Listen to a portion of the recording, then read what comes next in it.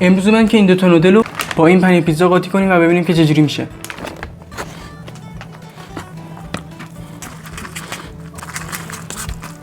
بریم که تستش کنیم.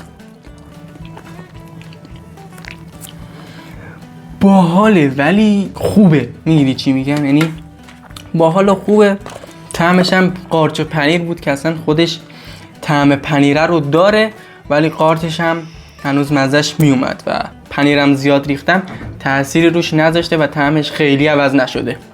بریم ببینیم که طعم مرغش چجوریه.